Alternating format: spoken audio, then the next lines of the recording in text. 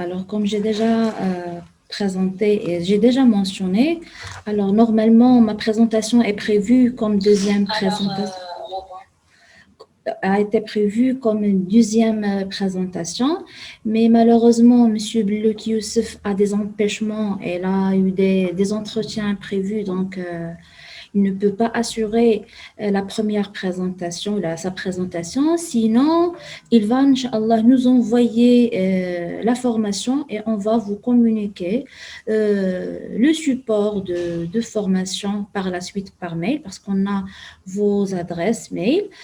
Et c'est pour cela, donc, je ferai moi-même ma présentation, la deuxième partie de formation comme c'était déjà prévu. Alors, ma formation, ma présentation intitulée Modèle et résolution approchée et efficace pour la gestion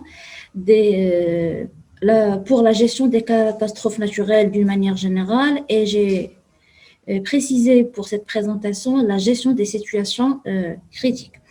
Alors, avant de commencer ma présentation, j'aimerais bien me présenter. Alors, bien sûr, vous me connaissez à travers les emails de la coordination. Donc, je suis Soumeya El Mamou. Alors, je suis ingénieure d'état logiciel et systèmes informatiques. Je suis aussi docteur ingénieur où je travaille sur tout ce qui est prise de décision et les technologies de décision, ainsi que l'ingénierie de base de données. Actuellement, je suis enseignante permanente à l'EMC Rabat et je suis aussi coordinatrice de la formation. Alors, comme j'ai déjà mentionné, l'objectif de cette présentation, c'est répondre comment peut-on gérer les situations critiques. Mais bien sûr, avant de vous montrer comment peut-on gérer les situations critiques, permettez-moi de vous présenter une définition, une petite définition mentionnée par le dictionnaire Larousse. Alors, si vous cherchez sur la situation critique, alors vous allez trouver comme quoi la situation critique, c'est une situation qui présente les caractéristiques d'une crise. Et si on dit une crise, c'est un risque de bouleverser notre présent, c'est le risque de bouleversement est toujours présent. Alors, si on est face à une situation de crise ou une situation critique ou une catastrophe, donc la question qui se pose, comment peut-on gérer la situation d'une manière générale? Alors, dans la même source, c'est-à-dire Larousse, j'ai trouvé comme quoi une décision s'impose pour éviter les conséquences fâcheuses, cruciales, et bien sûr, ça dépend du seuil critique. Alors, si j'arrive pas à avoir une bonne décision pour dépasser ou pour éviter les dégâts matériels et humains d'une situation critique, alors la question, comment faire? Est-ce que j'aurai une réponse sûre? Est-ce que j'aurai une bonne décision adéquate ou un bon service adéquat à l'ensemble des caractères qu'on a? C'est la question qu'on a mis au début. À travers, bien sûr, cette présentation, on cherche à avoir une réponse. Alors, j'ai choisi comme domaine d'application COVID-19. Pourquoi COVID-19? Parce que vous savez, malheureusement, cette année a été marquée par la pandémie COVID-19 et elle est bien sûr une situation critique, une catastrophe humaine qu'on cherche à avoir une réponse de la question comment peut-on éviter, comment peut-on minimiser les dégâts de cette pandémie. Alors bien sûr, si on n'arrive pas à avoir une solution efficace, au moins comment peut-on la éviter? Comment peut-on minimiser les dégâts? Et bien sûr, vous avez vécu l'ensemble des problèmes économiques, sociaux à cause de la pandémie COVID-19.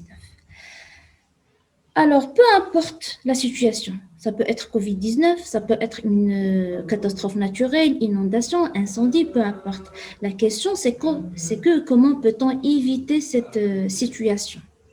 Alors, pour éviter cette situation, on a besoin d'un système. Alors là, je parle en tant qu'une informaticienne. On a besoin d'un système qui peut au moins qui peut au moins, si on n'est pas capable de proposer par exemple quelque chose de médical pour sauver l'humanité, il suffit d'avoir un système qui va nous répondre avec une information sûre. Comment peut-on avoir un service sûr? Comment peut-on consulter un catalogue sûr à travers lequel on peut trouver une des réponses cherchées? Alors, tout au long de cette présentation, et bien sûr pour répondre à toutes les questions que je viens de citer, donc je vais suivre le plan suivant. Alors, je vais commencer par la présentation générale d'un système d'aide à la décision et quels sont les critères qu'il faut avoir pour proposer un système d'aide à la décision. Deuxièmement, donc je vais présenter le réseau de décision qui est l'objectif principal de cette présentation. Et la troisième partie ou le troisième point, ça sera l'application d'une manière générale et j'ai choisi quelques cas pour traiter le COVID-19. Alors, comme j'ai déjà cité et j'ai déjà mentionné, autant qu'un utilisateur, qu'est-ce que je cherche? Je cherche à avoir une réponse à travers soit mon PC, soit mon téléphone, une tablette, c'est-à-dire à travers mes diapositives, si je cherche une information, je dois l'avoir. Si je pose une question, je dois avoir une réponse, même s'il n'est pas sûr, mais l'essentiel d'avoir une réponse. Alors, c'est l'objectif de la présentation d'aujourd'hui, c'est comment assurer cette réponse. Alors, une brève description, c'est que pour présenter un système d'aide à la décision, qu'est-ce qu'on aura besoin? On aura besoin bien sûr des diapositives, on aura besoin aussi des interactions entre le système et bien sûr l'interaction doit avoir un module très important, c'est l'adaptation. Et pourquoi l'adaptation? L'adaptation parce que je ne peux pas répondre avec une seule réponse ou avoir une réponse identique à tous les profils des utilisateurs. Je dois adapter la réponse à travers le profil de l'utilisateur et aussi à travers plusieurs critères que je dois les prendre en considération. Et bien sûr, l'adaptation, ça se fait à base de plusieurs entrepôts de données. Alors là, j'ai mentionné juste deux bases de données, user profile ou les profils des utilisateurs ou aussi un ensemble des services, c'est-à-dire je peux adapter mes réponses, mes services à offrir à travers un entrepôt de données, bien sûr, en cherchant plusieurs critères. Et bien sûr, l'adaptation passe par une interface et pour offrir un ensemble des services. Alors là, je présente un scénario général. Un scénario général, c'est-à-dire dans une situation critique, dans une catastrophe, qu'est-ce que je veux? Je veux avoir une réponse. Alors quand je dis une réponse, pas forcément poser une question et avoir une réponse, même un service, ça peut être une réponse. Une réponse à une demande, je sais pas, à une crise. Donc, même le fait d'offrir un service, c'est une réponse.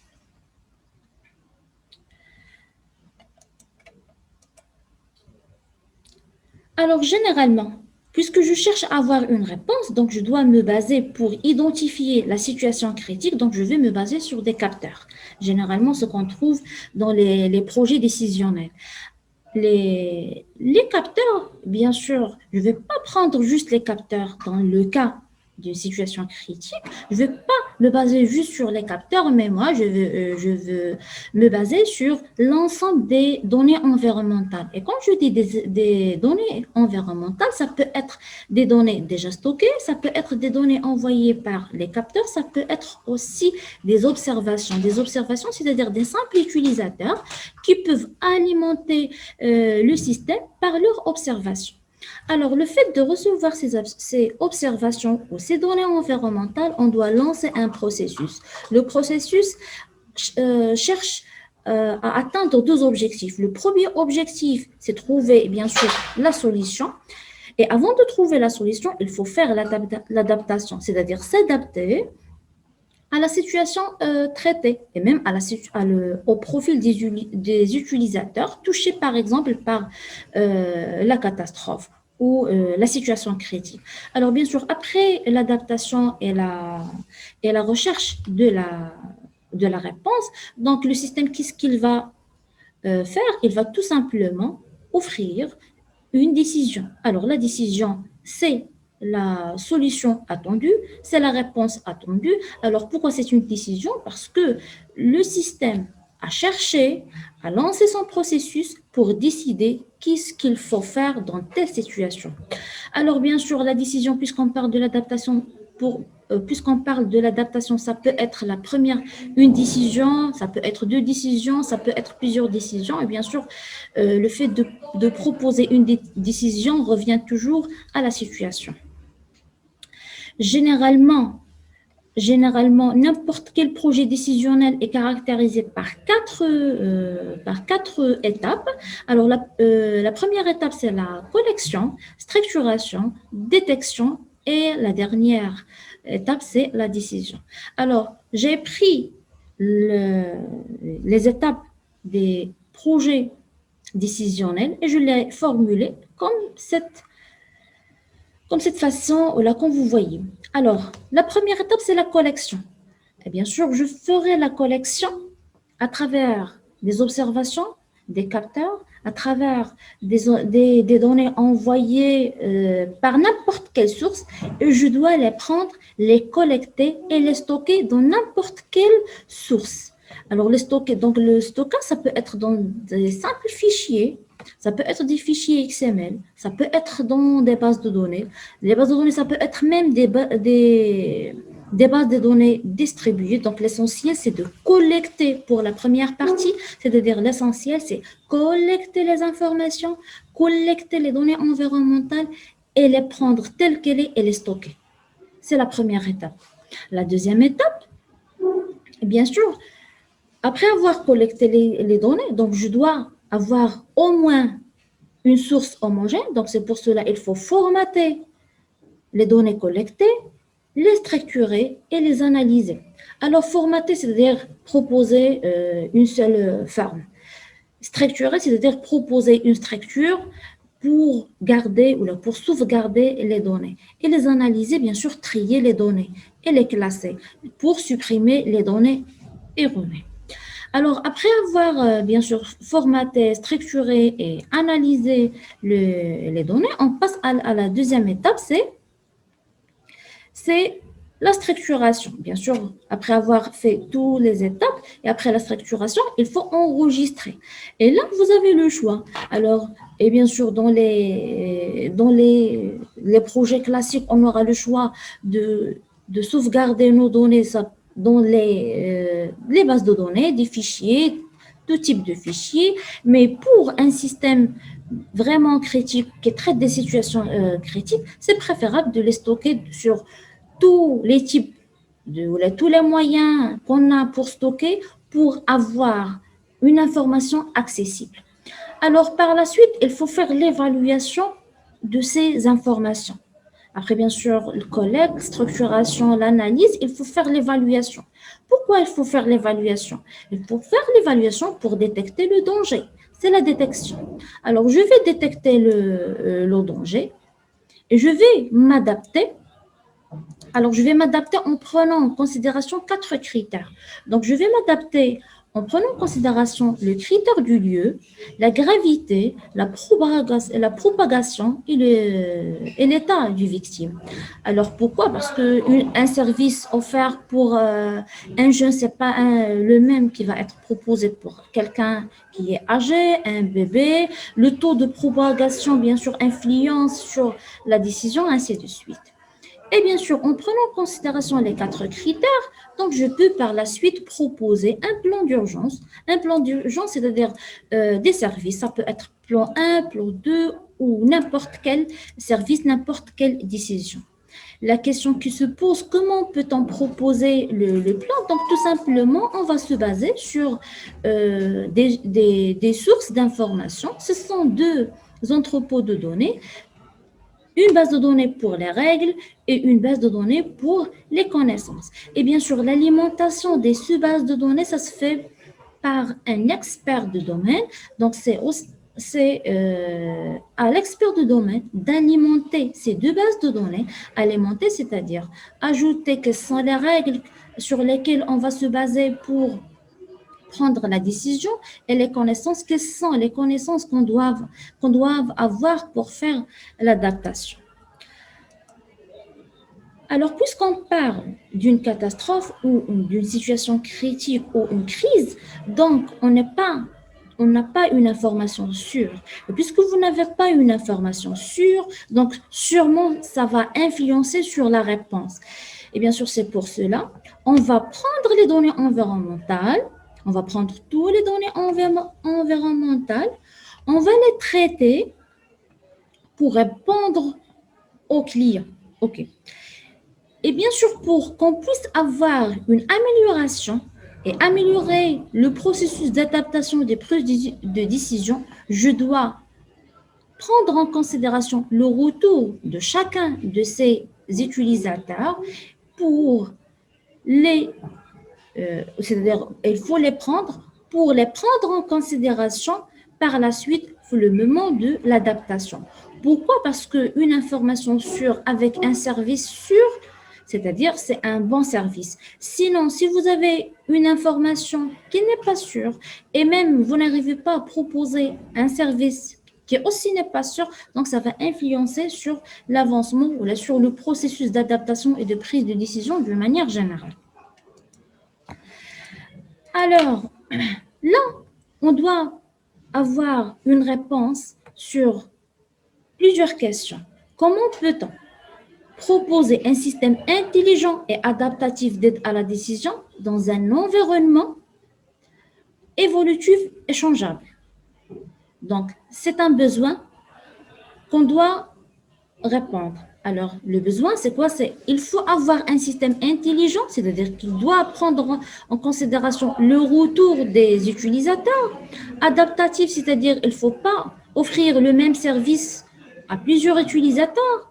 Bien sûr, l'objectif, c'est la prise de décision, mais aussi dans un environnement évolutif et changeable. C'est-à-dire on ne travaille pas, on n'est pas sur, ou là, dans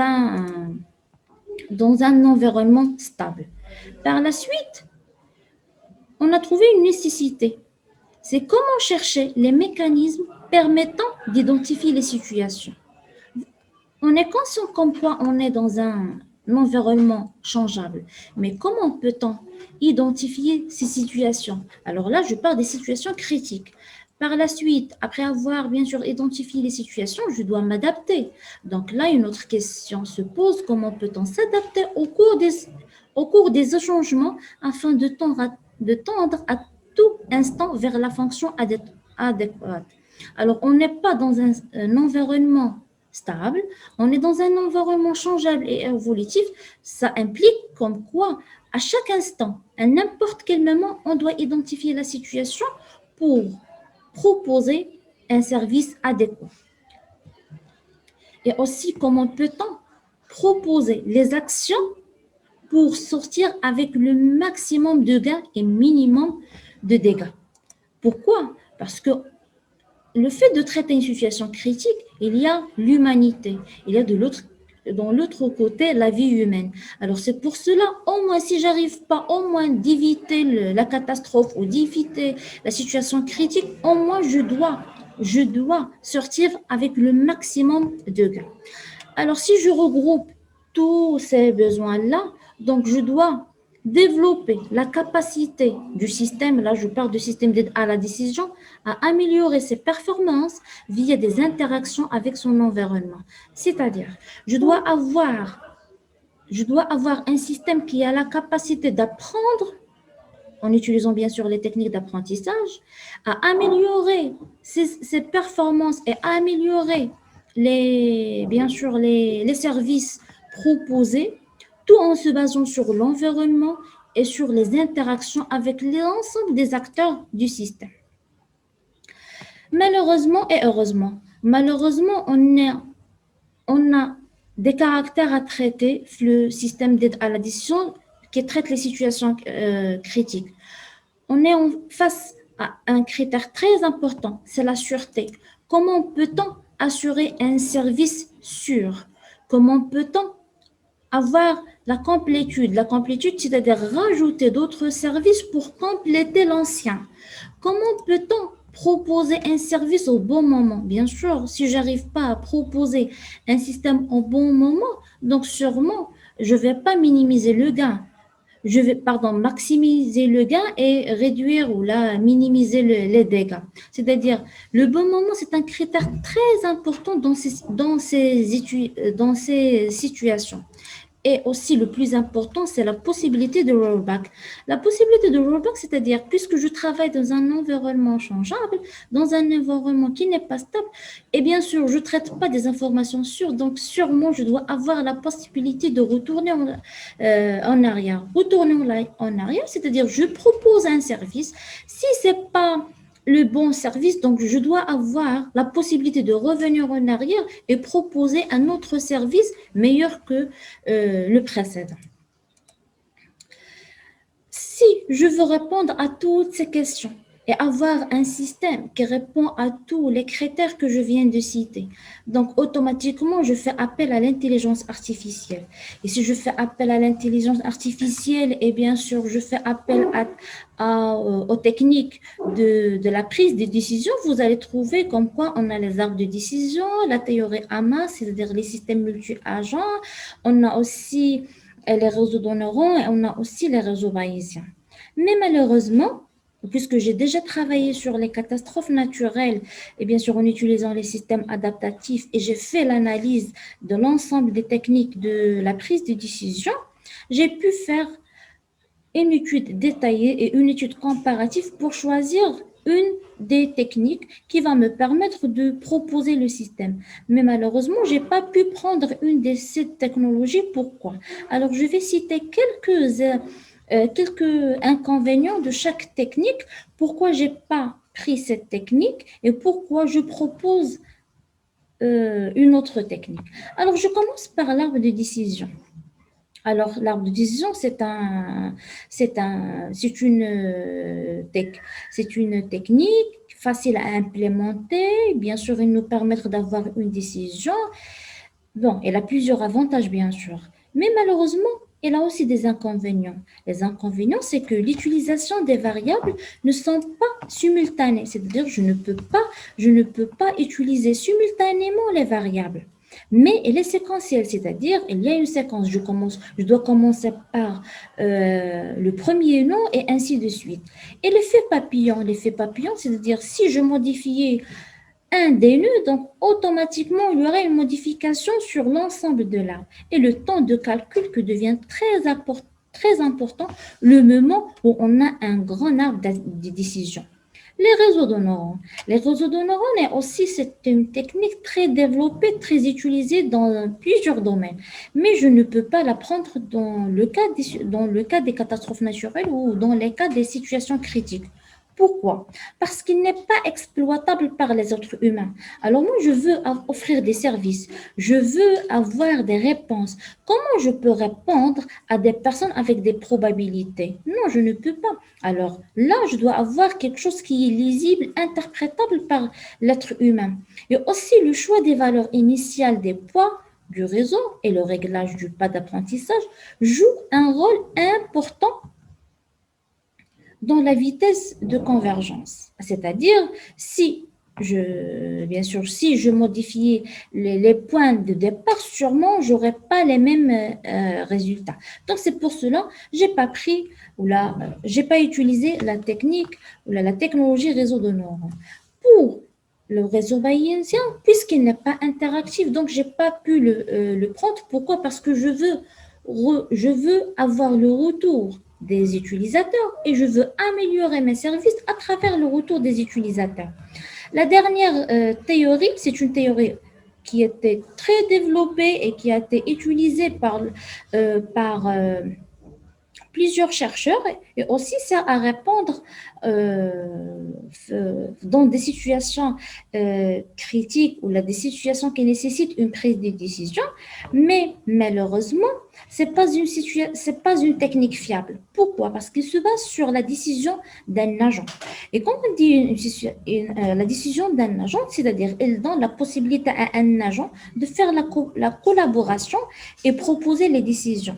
Alors, puisque l'agent a la possibilité de proposer une décision, là, on aura aussi des situations de conflit. C'est vrai, on profite des situations où il y a la collaboration, ça c'est un point de plus, mais malheureusement, elle n'est pas fiable le moment où il y a un conflit entre les agents. Là, on ne peut pas la prendre. Alors là, si je veux citer les inconvénients de la théorie Hamas, il y a une perte de temps, la perte de temps, le moment de la discussion ou le moment de la collaboration entre les agents, les Hamas. Et aussi, c'est une décision non fiable. Comment je peux me baser sur une réponse qui est normalement générée par un agent?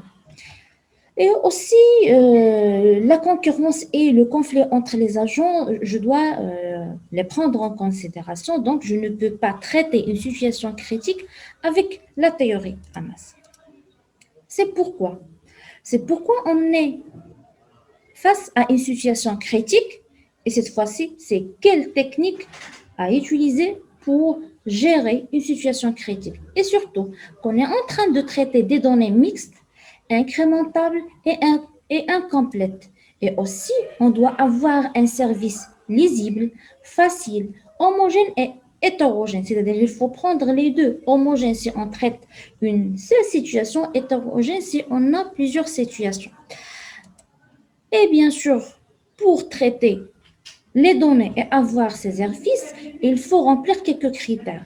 Les critères sont, le premier critère, c'est l'interaction. Deuxième critère, c'est l'évaluation. L'interaction, c'est-à-dire il faut faire une communication bidirectionnelle entre le système et bien sûr les sources d'information.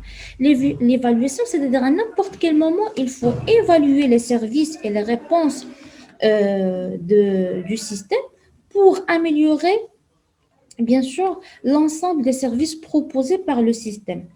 Par la suite, il faut faire bien sûr l'amélioration après l'évaluation et l'évolution. Alors, je répète, l'interaction, c'est-à-dire on doit être à l'écoute. Évaluation, c'est évaluer n'importe quelle donnée reçue. Et bien sûr, après l'évaluation, il faut améliorer. Et qui dit l'amélioration, il dit l'évolution. Donc, ces 4 critères, et pour les remplir, donc, on a proposé une nouvelle approche, c'est ce qu'on a appelé le réseau de décision. Alors, le réseau de décision est le modèle qui va nous permettre de gérer les situations critiques. Alors, c'est quoi le réseau de décision? Alors, le réseau de décision qu'on a noté RDD, c'est-à-dire réseau de décision, est un nouveau modèle d'adaptation. C'est-à-dire, je ne vais pas juste prendre des décisions, mais je dois m'adapter. C'est-à-dire, je vais m'adapter aux situations critiques, c'est-à-dire l'adaptation des systèmes complexes interactifs pour offrir une décision adéquate. Ce réseau, là je parle de réseau de décision, vise à schématiser les comportements dynamiques du système en termes des décisions ou services proposés. Alors, l'objectif de réseau de décision, c'est de schématiser le comportement du système en, bien sûr, en prenant comme paramètres plusieurs choses qu'on verra par la suite. Et bien sûr, je vais schématiser ce comportement en structurant l'ensemble des décisions. Et les décisions, ce sont les services proposés par le système. Le réseau de décision, c'est un modèle de prise de décision qui peut être utilisé par un système d'aide à la décision visant à offrir une décision adaptative à la situation traitée. Et là, n'importe quelle situation, ça peut être une situation normale comme ça peut être une situation critique. Alors, l'idée de proposer, bien sûr, ce réseau ou cette technique, c'est que l'idée, c'est de structurer les services offerts par le système sous forme d'un réseau lié entre elles selon des règles et selon les contraintes de fonctionnement du système. Alors, je répète, l'idée est de structurer les services offerts par le système sous forme d'un réseau lié entre elles selon des règles et bien sûr les contraintes du fonctionnement du système. Comment on a eu l'idée? Généralement, quand on est face à un problème, et là je parle d'un problème vraiment sérieux, comment peut-on chercher les solutions? Tout simplement, on cherche à soi-disant, découper le problème sous forme des sous-problèmes. Et à travers les sous-problèmes, on cherche à avoir des solutions et comme ça, on peut structurer des sous-solutions et l'ensemble des sous-solutions, bien sûr, on peut avoir une solution générale. OK. Souvent, ils me demandent pourquoi le choix du nom réseau de décision. Alors, bien sûr, toujours d'après Larousse, un réseau, c'est l'ensemble formé de lignes ou éléments qui communiquent et entrecroisent. Alors, pourquoi réseau? Alors, puisqu'on a plusieurs problèmes, puisqu'on a plusieurs situations à traiter, donc je dois les former sous forme d'un réseau. Et le réseau, normalement, c'est un ensemble des objets qui sont liés et qui vont se communiquer pour tendre à n'importe quel moment à une situation ou à une réponse adéquate. C'est une organisation clandestine dont les membres travaillent en relation les uns avec les autres. Alors, les décisions bien sûr, ou pour nous, les services, ce sont en communication, ce sont en liaison. Comme ça, ils peuvent avoir une collaboration entre eux pour avoir une réponse générale. Et décision, pourquoi le choix du mot décision? Alors, la décision, c'est l'action de décider après une délibération. C'est un acte par lequel une autorité prend parti après un examen. Et c'est la même chose qu'on fera. Alors, puisqu'on traite une situation critique, donc on va avoir des informations, on va faire une délibération pour qu'on puisse décider. Bien sûr, une décision, c'est un acte par lequel quelqu'un opte pour une solution, décide quelque chose, résolution choix. Alors pour nous, la décision, ça représente quoi? Ça représente le service offert par le système.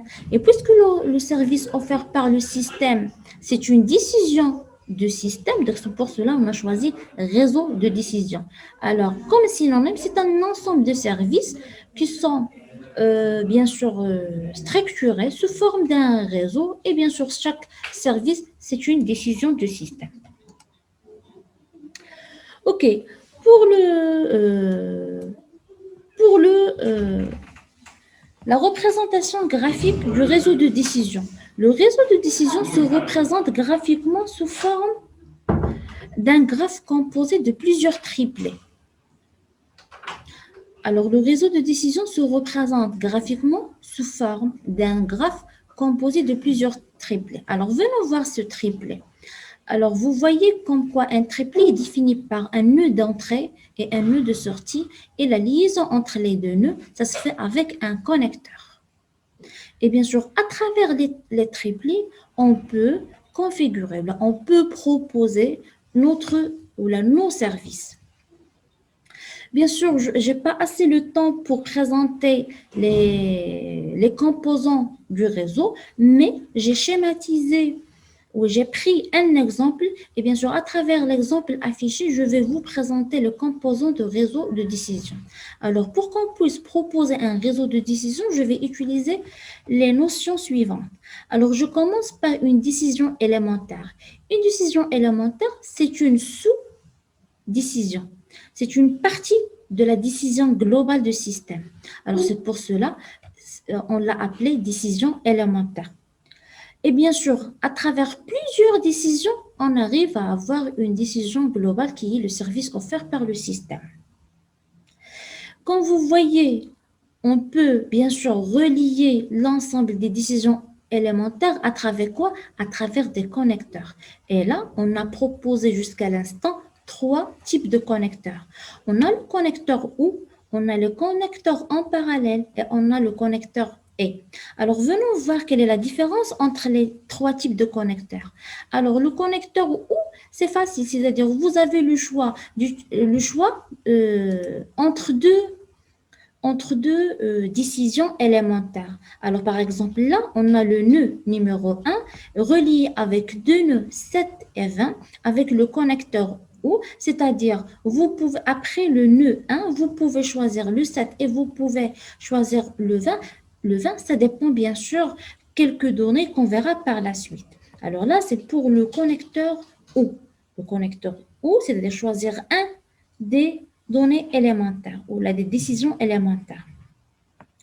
Vous voyez aussi le connecteur parallèle. Alors le connecteur parallèle, c'est-à-dire c'est faire deux ou la réaliser ou la avoir deux décisions élémentaires d'une manière en parallèle. C'est-à-dire après le nœud 11, donc je vais exécuter les deux tâches ou là, les deux actions 3 et 4 d'une manière en parallèle. En parallèle, c'est-à-dire en même temps.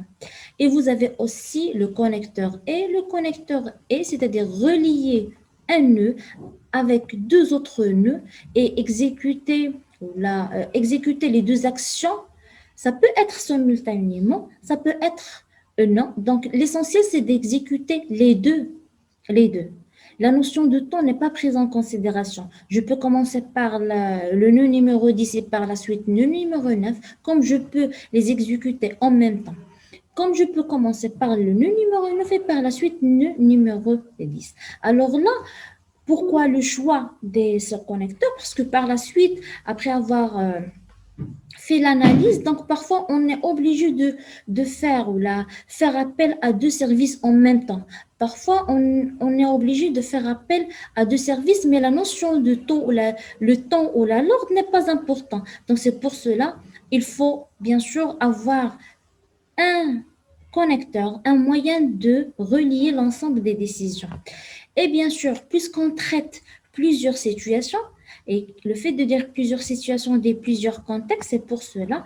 Alors, j'ai regroupé quelques décisions élémentaires et je le nommais décision partielle. Décision partielle, c'est qu'un ensemble des décisions qui vont avec, un ensemble des décisions qui vont être exécutées en même temps, c'est-à-dire c'est comme un pack. Et au lieu de faire appel à une seule décision, je fais appel totalement à un pack. Et bien sûr, à travers l'ensemble des composants, donc on arrive quand même à proposer un modèle que je vais présenter par la suite, mais je vais le présenter comme un exemple, comme ça vous allez comprendre. Ok, alors c'est quoi une décision élémentaire? Bon, avant de vous présenter la décision élémentaire, donnez-moi quelques minutes pour voir la conversation et voir qu'est-ce que vous m'avez écrit. Alors là, je vois comme quoi vous m'envoyez juste vos noms, donc c'est très bien. Donc je rappelle, s'il vous plaît, essayez de m'envoyer vos noms, comme ça on arrive et on peut préparer vos attestations. Alors je continue. Alors, c'est quoi une décision élémentaire? J'ai déjà présenté comme une décision élémentaire. C'est une partie de décision globale. Une décision élémentaire est une action à faire. Elle permet au système de composer dynamiquement les services à rendre ou le service à rendre à l'utilisateur selon sa situation et son profil. C'est-à-dire, pour proposer un service, on est obligé de faire un traitement. Le fait de faire un traitement, on est obligé de passer par un ensemble des analyses. Bien sûr, là, je parle des situations critiques. Alors, je vais passer par un ensemble des analyses et pour chaque analyse, peut-être j'aurai une décision. Et bien sûr, pour avoir un service global, donc, je vais passer par un ensemble des décisions élémentaires. C'est pour cela on a choisi le mot ou le nom décision élémentaire. Alors, c'est quoi une décision élémentaire? Bien sûr, vous voyez comme quoi elle est élémentaire, mais réellement, elle est un nœud complexe. Pourquoi? Parce que elle-même, elle contient des parties. Alors, voilà la décision élémentaire. Comment peut-on déclencher une décision élémentaire? Et comment peut-on dire comme quoi c'est la décision à choisir pour traiter telle situation? Alors, les événements déclencheurs, on a trois types d'événements déclencheurs. On a des données, c'est-à-dire la réception d'une donnée, et comme j'ai déjà mentionné, une donnée, ça peut être une donnée, ça peut être une valeur, ça peut être une observation. Bon, je dis une donnée d'une manière générale. Un ordre, c'est comme, par exemple, j'active une machine à distance, je lance quelque chose à distance, je fais appel à un traitement. Alors là, c'est un ordre. Une demande, alors là, je peux envoyer une demande, donc je fais appel à un des traitements. Alors, peu importe la source ou l'événement déclencheur, là, on doit exécuter la décision, bien sûr, qui est une action, et bien sûr, le résultat, ça sera quoi? Ça peut être un résultat s'il s'agit d'une calcul, ça peut être un service à rendre, un service. Alors, je vous donne un exemple. Un résultat, par exemple, si je fais la comparaison, si je veux, par exemple, localiser un utilisateur. Alors, localiser un utilisateur, c'est une décision élémentaire. Le résultat, c'est l'ensemble des coordonnées envoyées par, bien sûr, son GPS.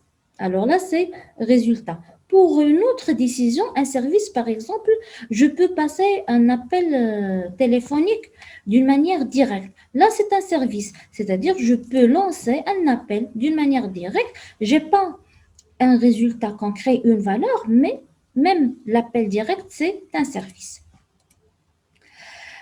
Alors, après avoir présenté la décision élémentaire et comment on gère la décision, la communication entre les événements, pardon, c'est pas les événements, les décisions, venons détaillant la décision élémentaire. Alors, la décision élémentaire se compose de quatre parties. Oui, même s'il est élémentaire, il se compose de quatre parties. Et chaque partie se compose de deux parties.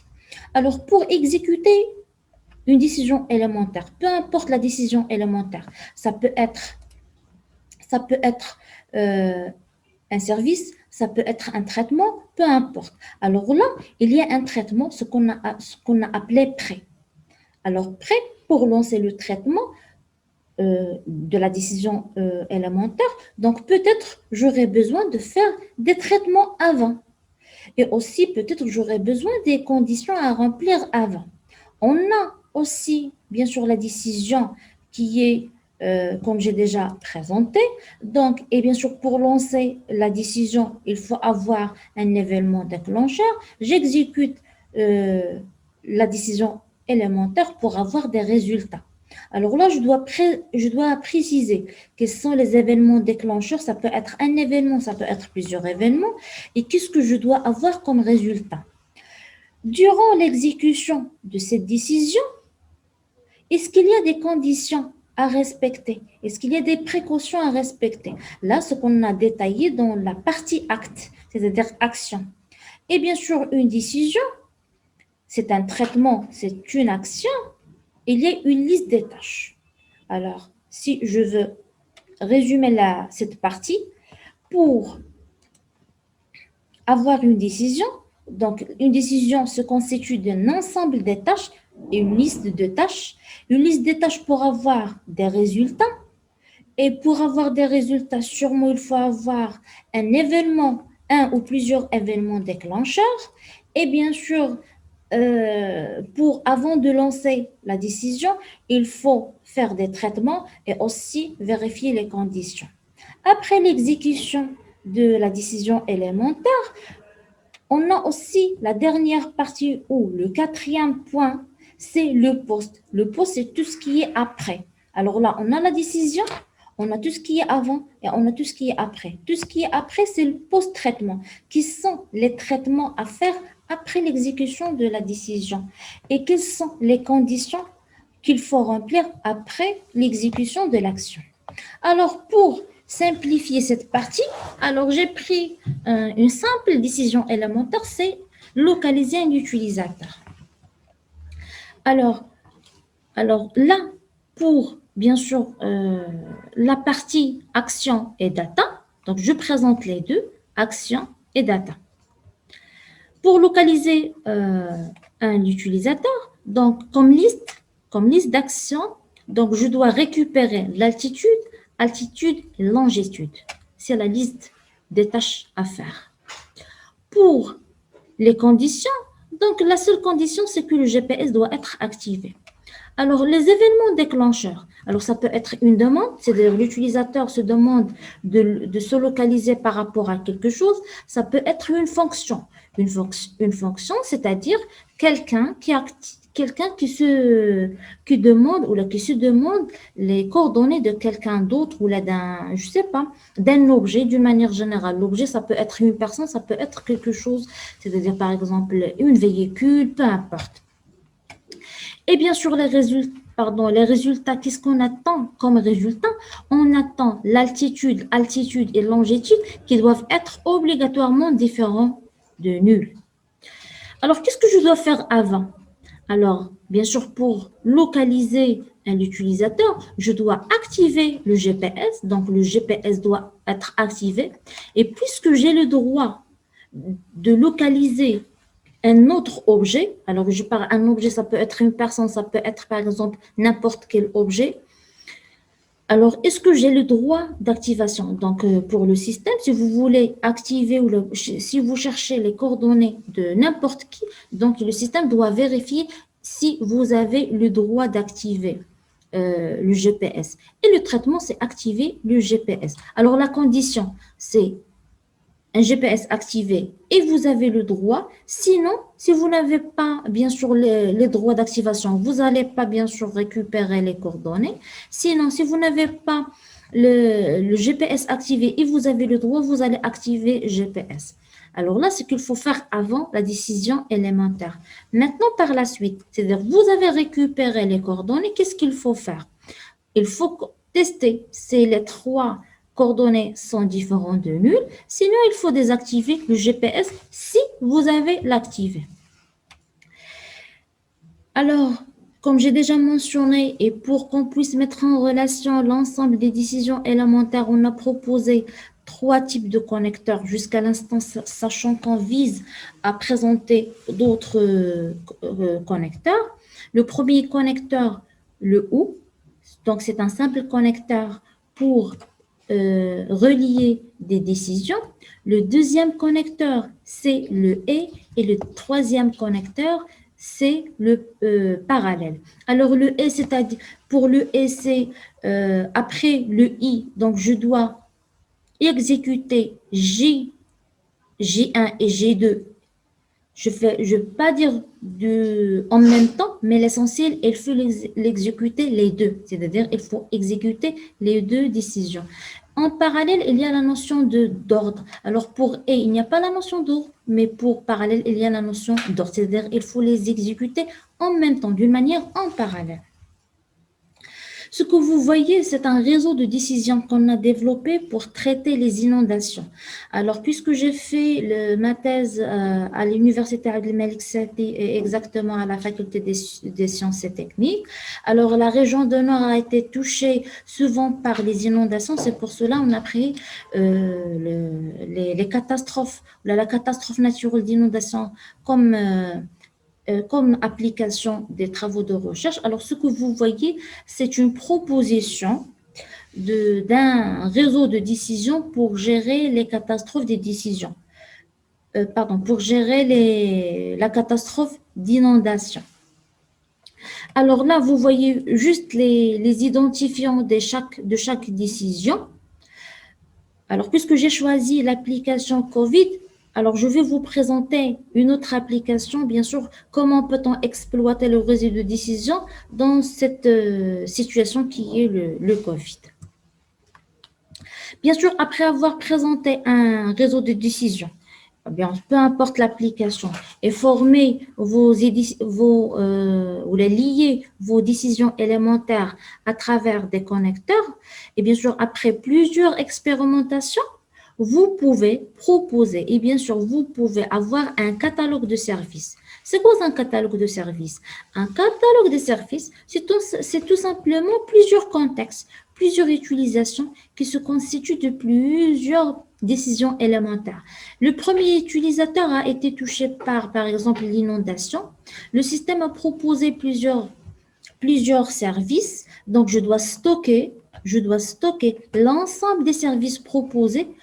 Pourquoi? Parce que je vais les prendre en considération et je vais ou là, je vais récupérer les retours des utilisateurs. Donc, j'aurai par la suite un catalogue des services, c'est-à-dire un ensemble des solutions proposées par l'utilisateur. Bien sûr, si on a un réseau trop développé et on cherche à avoir une décision, sûrement on aura besoin de la connexion. Sûrement, on aura besoin de temps. Alors, mais imaginons si on est dans une situation où on n'a pas le temps et on n'a pas la connexion. Donc, je ne vais pas m'attendre je vais pas m'attendre le système pour lancer bien sûr le processus de la recherche, de l'adaptation. Je peux tout simplement exploiter le catalogue des services, c'est-à-dire un service déjà proposé à un utilisateur qui a le même profil que le mien. Bien sûr, le fait de choisir un service enregistré dans le catalogue ou de lancer l'adaptation reste quand même un choix. Si par exemple, j'ai un service sûr, et quand je dis un service sûr, c'est-à-dire bien évalué, qui traite un type de profil. Donc, puisqu'il est bien noté et sûr, donc c'est préférable de prendre quelque chose qui est sûr. Sinon, si je traite des situations pour la première fois, alors là, je fais appel à l'expérimentation du système, c'est-à-dire tester et retester plusieurs fois pour avoir un service sûr. Les avantages de décision. Alors, le réseau de décision présente plusieurs avantages. Alors, les avantages, c'est que on peut modifier une décision élémentaire. Pourquoi? Parce que c'est une entité qui se compose de plusieurs choses, de 4 parties. Donc, à chaque fois, on a la possibilité de revenir, de modifier le service qui est la décision élémentaire. Bien sûr, on a aussi la possibilité de supprimer carrément une décision élémentaire. Et ça ne va pas influencer sur le réseau d'une manière générale. Pourquoi? Parce qu'on a la possibilité de relier les autres décisions. C'est pas comme l'arbre de décision. L'arbre de décision, si vous modifiez un des nœuds, donc sûrement le traitement, ça ne sera pas le même. Et bien sûr, d'autres avantages, c'est que les mêmes, si on a les mêmes valeurs initiales, sûrement on n'aura pas les mêmes résultats. Pourquoi? Parce qu'on prend en considération d'autres paramètres. Les paramètres qu'on prend en considération, le profil d'utilisateur, le taux de propagation bien sûr, de catastrophe, si on parle de catastrophe naturelle, ainsi de suite. Donc, quand vous voyez, par exemple, sur la présentation, je peux bien sûr commencer par le numéro 1, mais je peux avoir plusieurs scénarios. Et c'est pas comme l'arbre de décision. Je dois obligatoirement commencer par le premier nœud.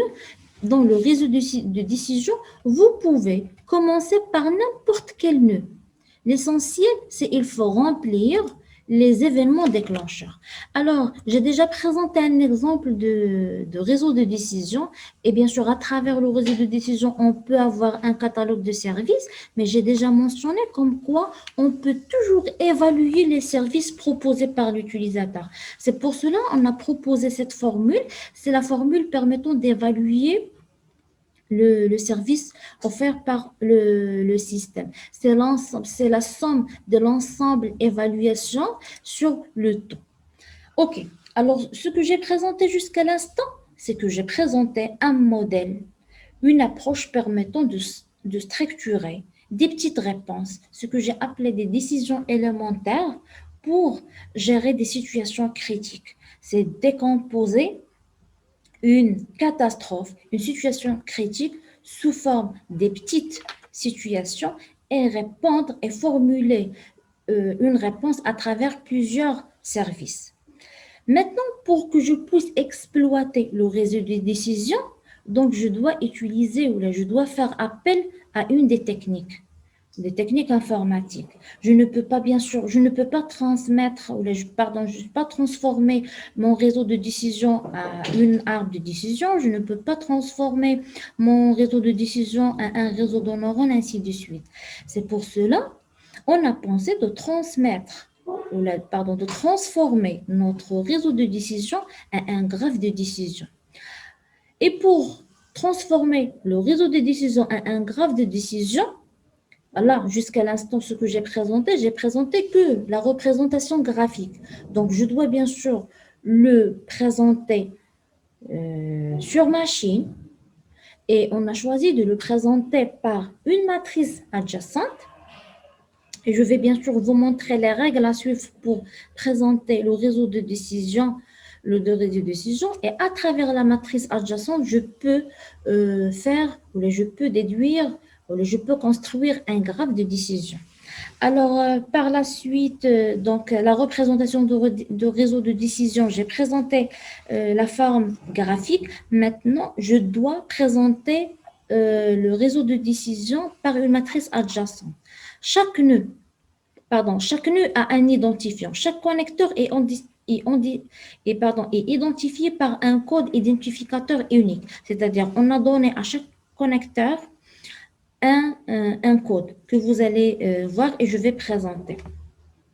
Alors, le 1, c'est pour le connecteur de type OU, le 2 pour le connecteur de type et le 3 pour le connecteur de type parallèle.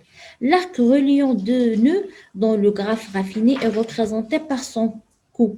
Vous allez voir que chaque arc il a un coup et dans la matrice adjacente, je vais représenter le MIJ. Et le MIJ, qu'est-ce qu'il représente? L'arc reliant l'élément J et l'élément I, et il est présenté par son coup.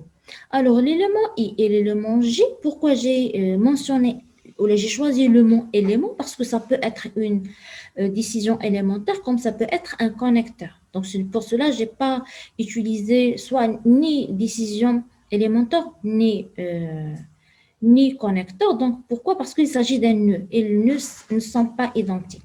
Alors, je ne vais pas prendre le temps pour détailler les règles ou ce qu'on a proposé pour transformer le réseau de décision en une matrice. Alors, là, j'ai un exemple. Alors, j'ai pris un simple exemple, un réseau de décision qui se constitue de 3 nœuds, voilà, de 3 décisions élémentaires avec un seul connecteur de type parallèle. Alors là, qu'est-ce que vous voyez? 1 est relié avec 2, 2 est relié avec 3 et 4. Et bien sûr, le 2, c'est un... Et le 2, bien sûr, c'est un connecteur de type parallèle. Sur la diagonale, 1, 1, vous voyez 2, 2. Alors, pour la diagonale, on va tout simplement mettre, sur la diagonale, on va mettre le type de connecteur. Pardon, ce n'est pas le type de connecteur, mais le type de nœud. Ça peut être un connecteur, ça peut être une décision élémentaire. Alors, et on a donné comme code, comme code 0 pour les décisions élémentaires et 1 pour, bien sûr, le connecteur ou 2 pour le connecteur et 3 pour le connecteur en parallèle. C'est pour cela, sur la diagonale, vous allez voir 0, 3, 0, 0. Alors, sans voir le réseau de décision, qu'est-ce que je vais déduire? Le premier élément, le nœud numéro 1, c'est une décision élémentaire. Le nœud numéro 2, c'est un connecteur de type parallèle. Le nœud numéro 3, c'est une décision élémentaire. Et le nœud numéro 4, c'est une décision élémentaire. Alors, sur la diagonale, on va tout simplement préciser le type de nœud.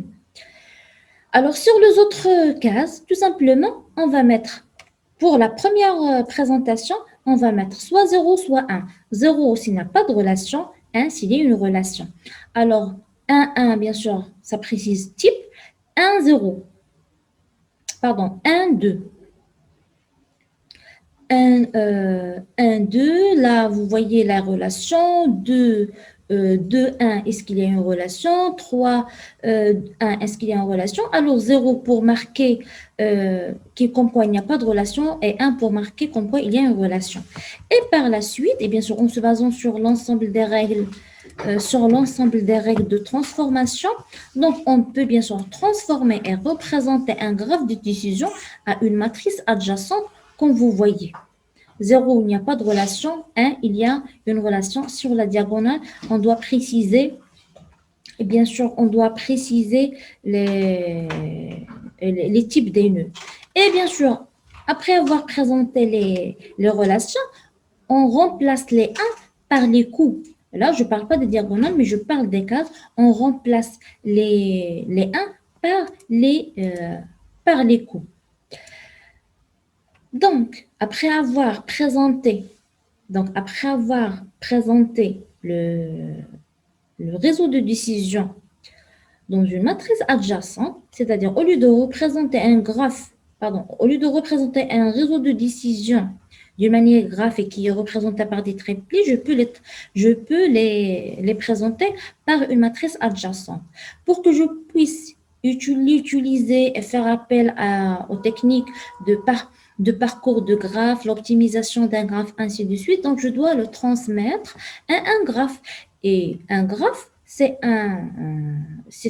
une notion qui fait quoi? Qui relie des nœuds par des arcs. Malheureusement, moi, j'ai pas un simple type de nœud, mais j'ai des nœuds différents. J'ai 4 types de nœuds. J'ai des décisions élémentaires et j'ai 3 connecteurs.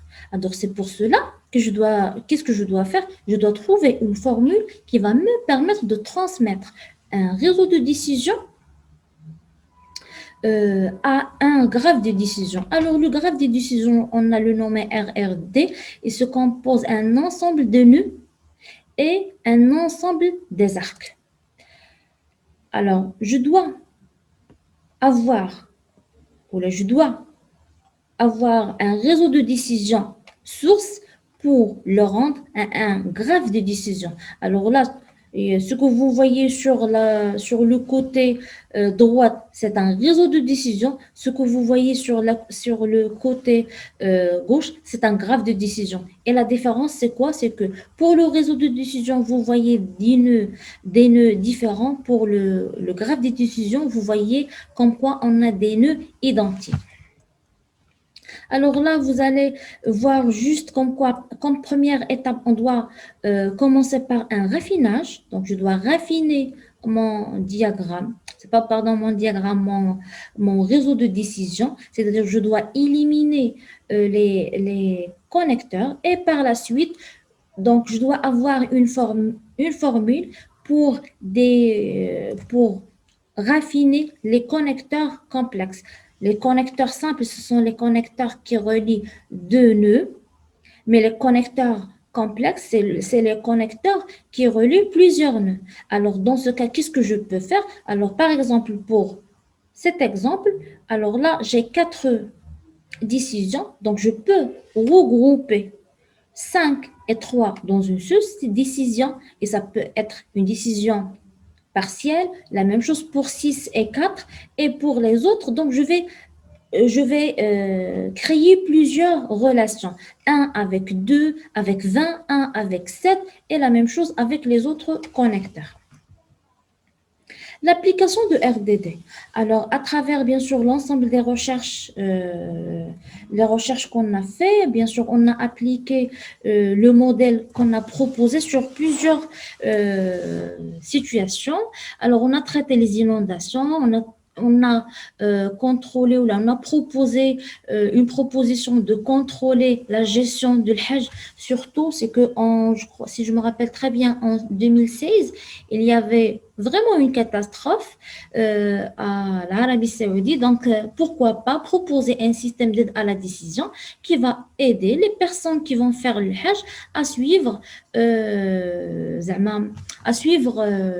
les conseils proposés par le système en faisant appel à l'ensemble des services qu'on va proposer et qu'on va les structurer à travers le réseau de décision.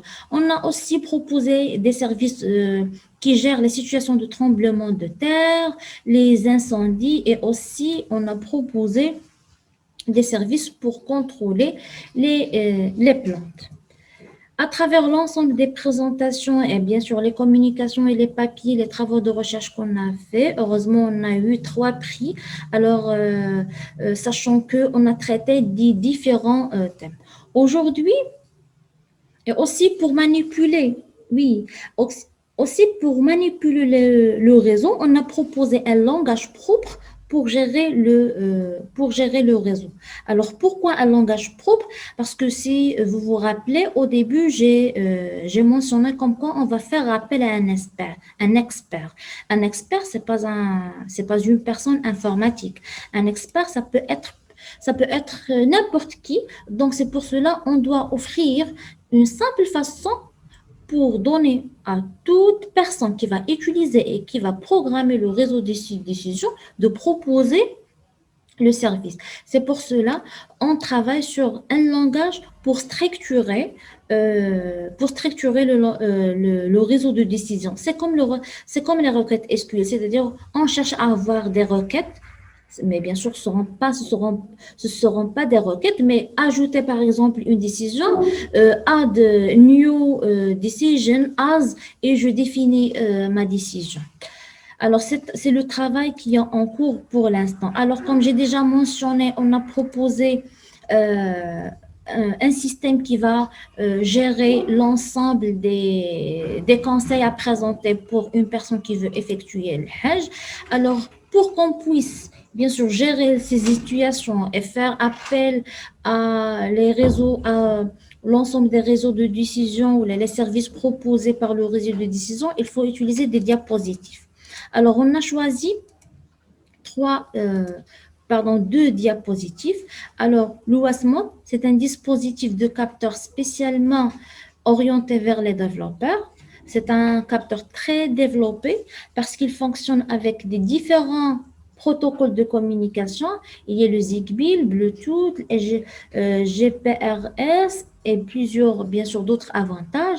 Et bien sûr, avec d'autres fréquences. Le 2,4, le 300, pardon, le 868, ainsi de suite.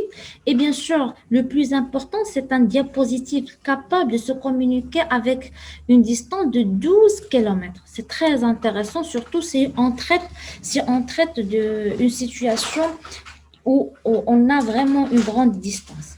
Alors, le Michelium aussi, c'est un autre diapositive qu'on a choisi pour surveiller un espace. Alors, Michelium, c'est un routeur Linux qui peut obtenir 4 différentes interfaces radio.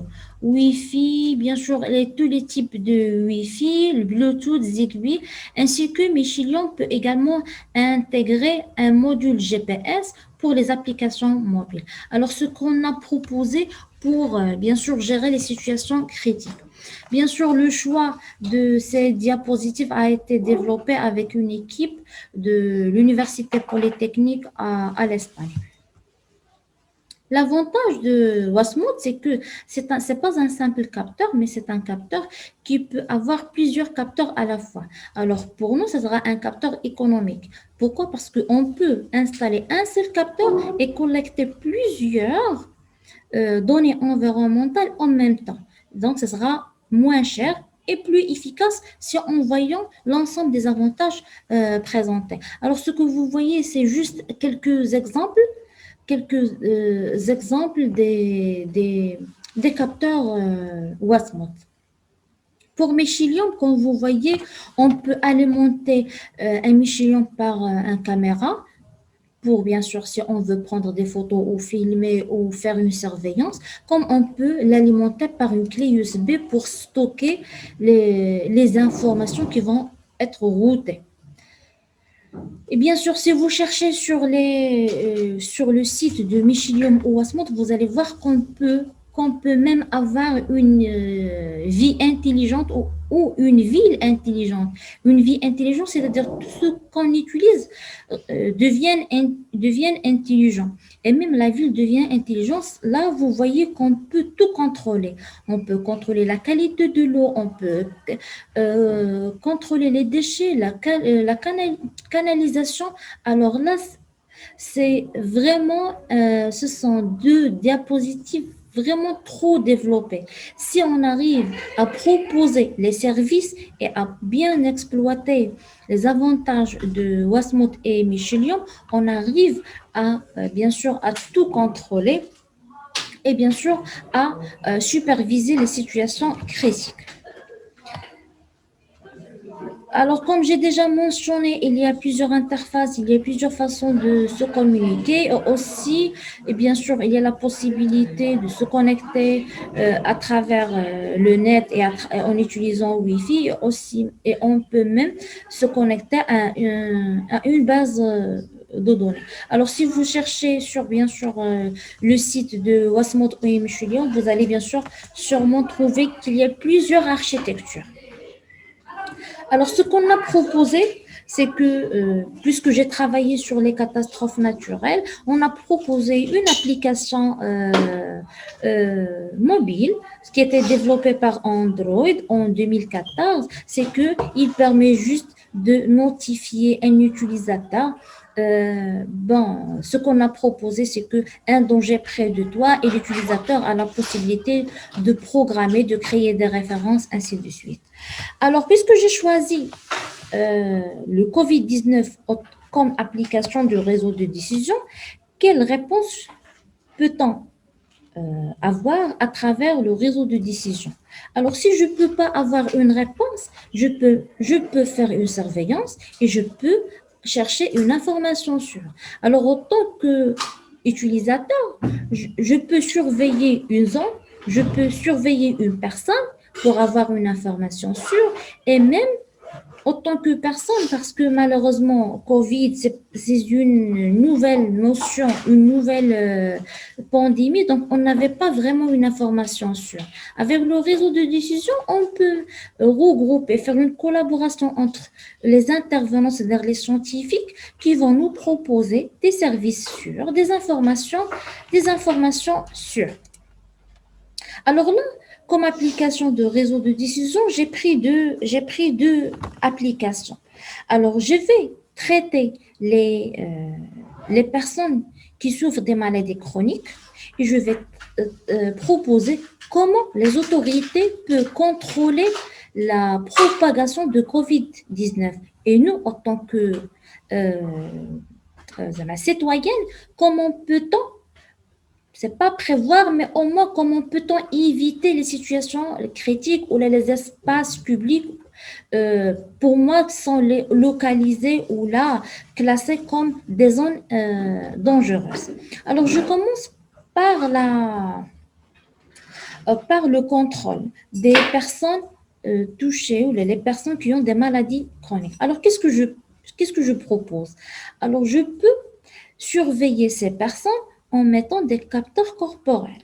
Alors, bien sûr, vous savez comme quoi, avec le nombre d'effectifs ou l'effectif important des victimes ou des personnes touchées par le Covid, les médecins n'arrivent pas à tout contrôler.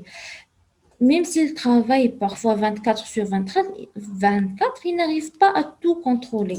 Alors, c'est pourquoi pas proposer des systèmes de surveillance qui permettent de faire l'affaire, c'est-à-dire de surveiller la personne et envoyer des alertes ou envoyer des notifications au médecin. Alors, c'est pour cela que je propose d'utiliser des capteurs, c'est-à-dire des capteurs de température, des capteurs qui contrôlent le taux de respiration, le taux d'oxygène dans le corps. Bon, ce n'est pas à moi de proposer quels sont les capteurs, mais l'essentiel, c'est de implémenter les capteurs temporaires. Et bien sûr, à travers les capteurs temporaires, on peut avoir les données environnementales. Et on peut bien sûr proposer les décisions. Bien sûr, les décisions, c'est pas à nous de présenter les décisions. Alors, quand je parle à nous, c'est-à-dire les informaticiens. Alors, c'est les médecins, les experts qui vont programmer, qui vont ajouter l'ensemble des services. Qu'est-ce qu'il faut faire dans n'importe quelle situation? Et bien sûr, ils vont alimenter le système. Et bien sûr, le système stocke les sources d'informations ou tout l'ensemble des services présenté par le médecin ou peu importe, un biologiste ou un expert, peu importe, c'est-à-dire ils doivent prendre en considération l'alimentation, je parle d'informations, et les stocker dans un catalogue, dans des sources d'informations. Et pour le réseau de décision, qu'est-ce qu'il va faire? Il va tout simplement prendre les données environnementales et les comparer avec les services et les décisions élémentaires programmées par les experts pour qu'on puisse bien sûr avoir un service. Avoir un service dans ce cas, c'est tout simplement quelles sont les instructions à suivre. Quelles sont les instructions à suivre? Et pour les instructions à suivre, bien sûr, ça peut être même des appels ou là comment commander une machine. Alors, un exemple. Alors, pour un exemple d'un réseau de décision, c'est ma propre proposition. C'est pas vraiment, c'est la bonne, mais ce que je peux faire à travers le réseau de décision. Bien sûr, quelqu'un du domaine, c'est-à-dire un médecin, il peut bien sûr proposer les vraies réactions, les vrais services, mais juste je veux reformuler ou utiliser le réseau de décision pour proposer un système de contrôle des maladies chroniques et bien sûr touchées par COVID-19. Alors, je dois vérifier le profil. Donc, je dois vérifier le profil de la personne touchée par COVID pour voir de quelle maladie il souffre. Et je dois collecter les données. Je dois collecter les données envoyées par les capteurs corporels. Par la suite, je vais faire l'analyse des valeurs reçues par rapport aux seuils. Et les seuils sont déjà, bien sûr déjà prédéfinis dans les bases de connaissances. Alors, si on trouve comme quoi on a dépassé les seuils, là, il y a plusieurs possibilités. Je peux notifier le médecin ou je dois notifier le médecin. Je dois proposer un traitement, mais le traitement, il est toujours, bien sûr, proposé par un médecin. Je peux notifier un accompagnant. Un accompagnant, ça peut être un tuteur, fils, maman, bon, quelqu'un de la famille. Je peux localiser le patient si, bien sûr, il n'est pas dans l'hôpital. Et en cas d'urgence, je peux localiser l'hôpital le plus proche. Et je peux même notifier les urgences pour qu'ils préparent, par exemple, une salle de réanimation ou, je sais pas, bloc préparatoire. Bon, ça dépend de la situation et ça dépend la maladie chronique. Je peux même lancer un appel téléphonique. Bon, pour l'appel téléphonique, bon, ça peut être bon, appeler un tuteur, appeler un médecin, bon, appel téléphonique. Alors, c'est juste, j'ai voulu juste vous présenter comment peut-on proposer des services pour surveiller une personne touchée par la maladie chronique et bien sûr touchée aussi par le Covid. Et ça sera entre les bonnes mains. Les bonnes mains, dans ce cas, c'est le système d'aide à la décision qui utilise le réseau de décision. Alors là, c'est comment ça, c'est-à-dire c'est surveiller une personne. Maintenant, je veux juste vous proposer une autre utilisation, toujours dans le cadre de COVID-19. Comment, autant que personne, alors là, autant que personne, une simple personne, comment je peux avoir une information sûre? Comment je peux éviter le COVID-19? Tout simplement, je peux éviter le COVID-19 par la localisation des zones dangereuses. Ça, de un. De deux, les autorités peuvent suivre l'évolution de toutes les personnes, voir aussi les déplacements de toutes les personnes et ils peuvent avoir vraiment une carte bien classée. Au lieu de faire des enquêtes, parce qu'actuellement, quand quelqu'un est touché par Covid, ils font des enquêtes. À chaque fois, ils posent la question avec qui tu as parlé, qu'est-ce que tu as fait, bon, pour bien sûr détecter les personnes ou là et qui peuvent être touchés aussi.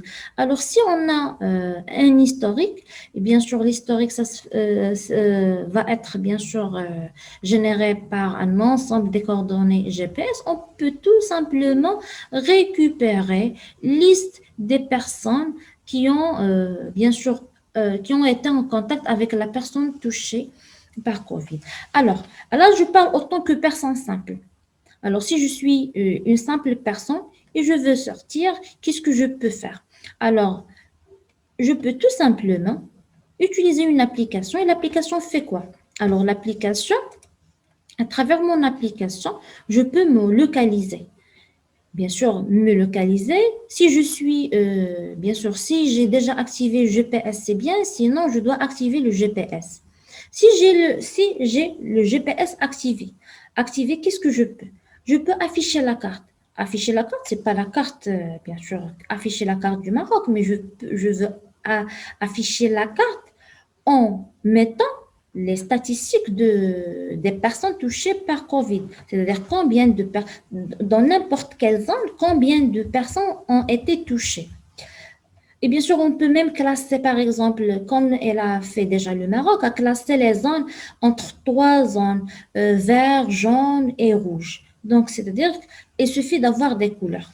Je peux même aussi afficher l'état de la zone. Je peux chercher une zone et afficher l'état de la zone. Je peux même consulter les espaces sûrs. Les espaces sûrs, c'est-à-dire si je veux, par exemple, aller à un endroit, par exemple, un resto ou là, je sais pas, un espace public.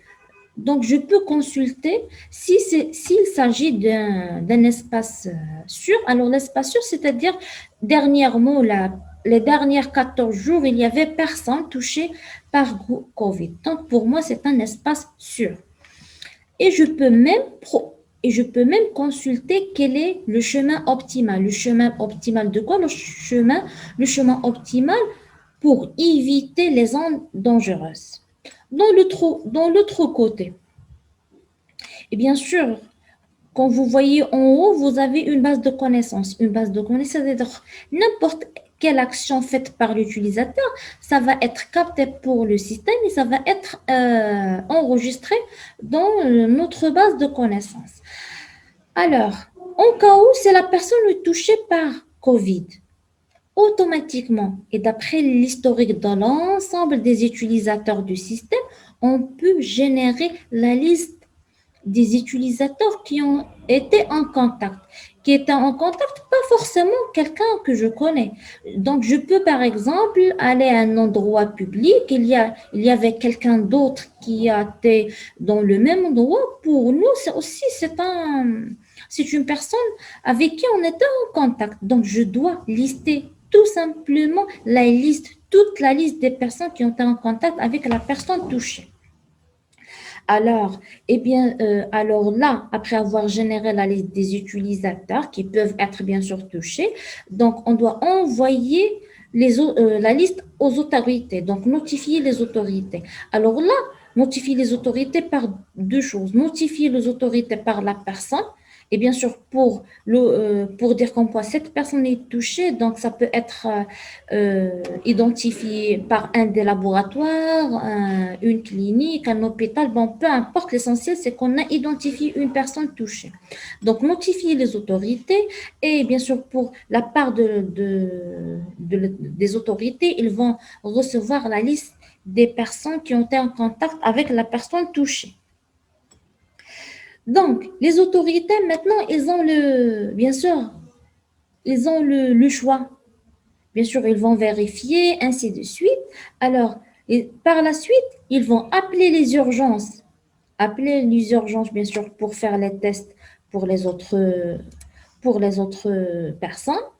Ils doivent actualiser les données. Actualiser les données, c'est-à-dire alimenter la base de données et bien sûr améliorer bien sûr la carte et notifier les habitats de la zone.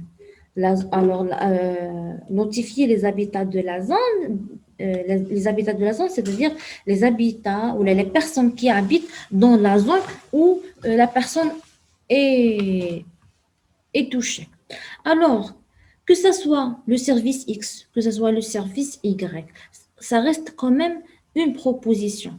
Et si je prends par exemple, si par exemple, on arrive à implémenter ce genre de système, on arrive à tout maîtriser. Au lieu de faire des déplacements, au lieu de faire des enquêtes, on peut surveiller la situation de loin. Au lieu de faire plusieurs appels et chercher les personnes qui ont été en contact et chercher là et là. Donc, j'aurai un système à travers lequel je peux se communiquer avec n'importe qui. J'aurai la liste des personnes qui ont été en contact. Je peux afficher d'une manière claire la carte. Alors là, je ne parle pas de la carte de Maroc, mais je parle d'une carte d'une manière générale. Par exemple, je peux afficher la carte de Rabat pour localiser les quartiers, les zones, Casa, peu importe la région, mais je vais classer les régions selon les statistiques, selon la propagation du virus. Et là, les autorités seront capables d'identifier les personnes touchées, l'entourage, les zones et bien sûr, il arrive à tout contrôler. Alors, comme j'ai déjà mentionné, peu importe le service ou peu importe l'exemple que je propose, reste juste une proposition. Si j'ai un contact, par exemple, avec un expert et il me propose les vraies solutions, alors qu'est-ce que je vais faire? Je vais tout simplement les prendre, les configurer et les proposer dans un cadre de réseau de décision et bien sûr les implémenter et bien sûr faire appel au grade des décisions pour choisir le service convenable en prenant en considération le profil d'utilisateur. Pour conclure, quelle que soit la situation critique, on est face à plusieurs, malheureusement, critères. Une information, manque d'information, une information n'est pas sûre, manque de compétences, l'état psychique, la fausse information qui circule, et bien sûr le stress, le grand stress de la situation d'une manière générale. C'est pour cela on cherche à avoir une réponse sûre. Malheureusement, on n'a pas assez confiance au système, mais si et bien sûr, si on arrive à avoir un système qui propose des informations sûres, qu'il a la possibilité d'améliorer ses exercices, et il y a aussi la possibilité d'avoir une possibilité aussi d'évaluation, d'interaction, et il prend en considération la réaction des utilisateurs, sûrement on aura une grande confiance à ce système. C'est la question à travers, ou là, c'est le besoin à travers, ou là, le besoin qu'on a cherché, et c'est pourquoi on a proposé le réseau de décision. Le réseau de décision, tout simplement, pour proposer une solution flexible, une solution adéquate à un profil d'utilisateur qui traite une situation critique. Alors, si on n'a pas une réponse sûre, il faut au moins éviter la crise. Il faut au moins maximiser le gain et minimiser le dégât. Et ce qu'on cherche à faire, à proposer à travers le réseau de décision qui était l'objectif de cette présentation. Alors, j'espère que la présentation a été claire. Je vous remercie pour votre aimable présentation et je suis à votre écoute si vous avez des questions. Alors, si vous avez des questions, il suffit d'activer vos micros, poser les questions. Sinon, vous pouvez bien sûr poser des questions par des messages et je peux lire les messages. Alors, pour Monsieur Adnan, peut-on avoir une peut-on avoir votre présentation pour... Oui, bien sûr, Adnan. Par la suite, Inch'Allah, après, je vais regrouper l'ensemble des présentations et je vais vous envoyer les présentations. Merci beaucoup pour vos retours, c'est très gentil. Merci.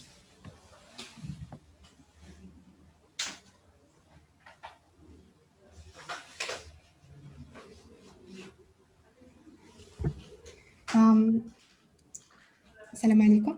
Wa alaikum salam. Bon, j'ai quelques questions à vous poser.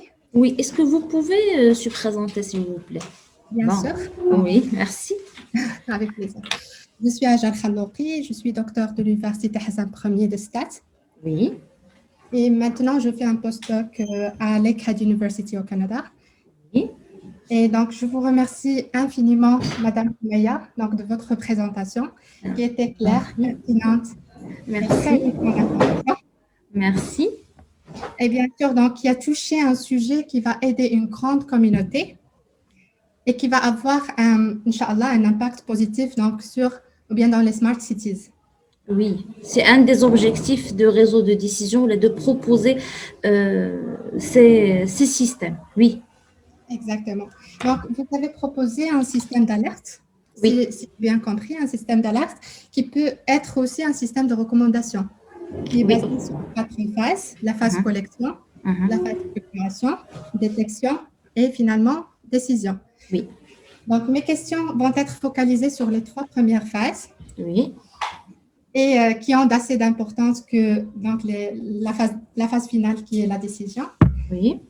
Et donc, ma première question, c'est concernant le profil utilisateur. Oui. Donc, vous avez mentionné, si je ne me trompe pas, que le profil utilisateur contient des données ou bien des informations qui sont issues de la phase collection, c'est ça? Non. Pour le profil d'utilisateur, bien sûr, je ne peux pas collecter les informations concernant une personne.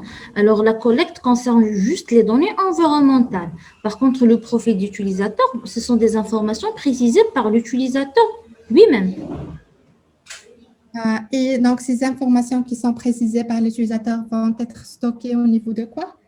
Au niveau d'une base de données, premièrement, on a proposé tout type de sources de données. Ça peut être des fichiers XML, ça peut être des simples bases de données, mais par la suite, après la structuration, le formatage, on peut les enregistrer ou les sauvegarder. Une des propositions, ça peut être une simple base de données, ça peut être une base de données distribuée. Intéressant. Et une autre question concernant les règles que vous avez mentionnées. Oui. Est-ce que vous avez utilisé un moteur d'inférence au niveau de ces règles-là? Jusqu'à l'instant, non. Alors, ce qu'on a proposé pour les règles, c'est qu'un expert va proposer un ensemble de règles, par exemple, puisque je traite le cas de COVID-19, par exemple, si une personne qui est touchée, qui n'est pas encore touchée par Covid et sa température supérieure, par exemple, à 40, donc automatiquement, par exemple, c'est un exemple. Donc, je vais lancer une alerte. Ce sont des simples conditions qu'on a utilisées pour l'instant. Pour les règles, on a proposé comme quoi c'est l'expert qui va proposer les règles. Comment gérer les règles? C'est une simple gestion. Jusqu'à l'instant, on n'a pas utilisé un moteur de référence. D'accord. Et donc, le sujet, il est très important. Il m'a incité donc de poser plusieurs questions, mais je vais pas ça fait plaisir. Ça fait plaisir. Je suis là pour vous répondre. Merci beaucoup, Madame Soumia. Donc, ma dernière question, c'est, donc, vous avez parlé d'interaction utilisateur avec la machine, c'est ça? Oui. Donc, sachant que donc, dans l'interaction homme-machine, on peut avoir donc, plusieurs types d'interactions. Oui. Donc, est-ce que vous avez utilisé, bien quel type d'interaction vous avez utilisé? Est-ce que c'est une interaction qui est multimodale ou bien c'est une interaction qui est monomodale? Alors, pour l'interaction, qu'est-ce qu'on a voulu bien sûr mentionner par l'interaction? Puisque le système va proposer plusieurs services et plusieurs services ou un seul service qui est sous forme de plusieurs traitements, le système, qu'est-ce qu'il va faire? Il va tout simplement se baser sur le retour de l'utilisateur. Ça peut être des questions directes pour évaluer combien de fois il a utilisé le service ou la partie proposée.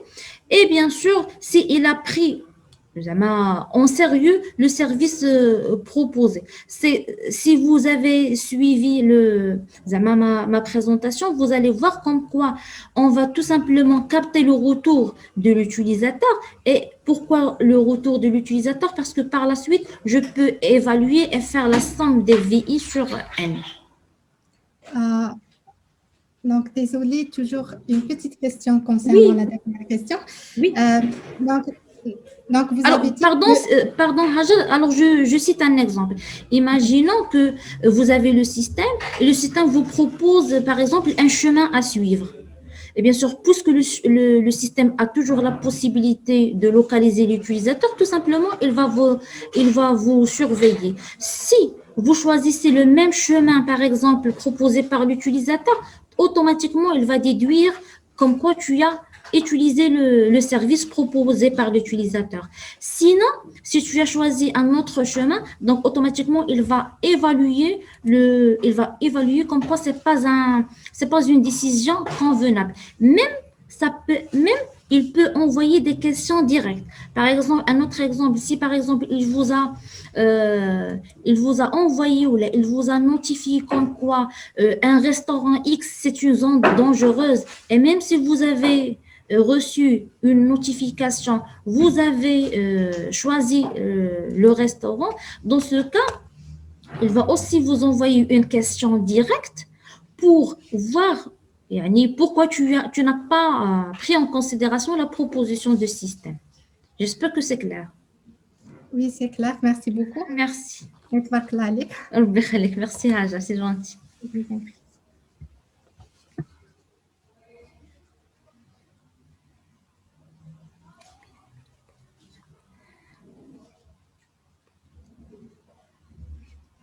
Alors, Houda, j'ai bien reçu votre message.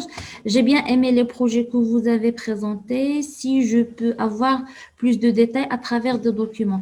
Alors, si vous cherchez la présentation présentée aujourd'hui, sûrement vous l'aurez, Inch'Allah, à la fin de la formation Summer School. Je vais vous envoyer la présentation. J'ai déjà publié pas mal de publications. Si vous tapez, bien sûr, le nom Soumaïa El Mamoun, vous avez trouvé l'ensemble des travaux que j'ai faits. Il est toujours lié avec les catastrophes naturelles. Sinon, j'ai publié aussi un livre gérant qui permet de gérer les catastrophes naturelles où j'ai mis l'ensemble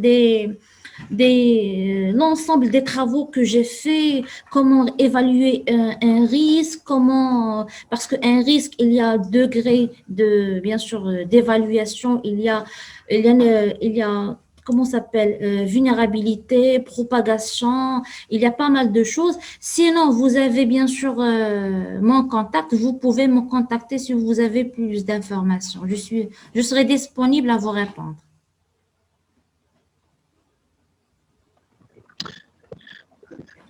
Bonsoir. Bonsoir. Je me présente, c'est Tofik Dassi, c'est étudiant-chercheur de l'Université Agaïa de la faculté des sciences médias. Monsieur Tawfiq, j'arrive pas bien à entendre. Peut-être que tu as un problème avec le micro. Oui. Maintenant, c'est bon? Je sais pas qu'est-ce que tu as, mais la voix n'est pas assez claire. Maintenant, c'est bon? Un peu mieux. Ok. Tout d'abord, je vous remercie pour votre présentation. C'était très enrichissante au niveau des concepts liés au système d'aide à la décision. Ma question, c'est au niveau donc à propos de votre modèle, la complexité de votre modèle, la performance. Est-ce que vous avez mesuré la complexité du modèle, le temps de réponse de votre système? Tawfiq, désolé, est-ce que vous pouvez poser la question par message parce que vraiment, j'arrive pas à bien entendre. Désolée parce que vraiment, je n'arrive pas à bien entendre, donc je ne peux pas, bien sûr, répondre si j'arrive pas à bien entendre la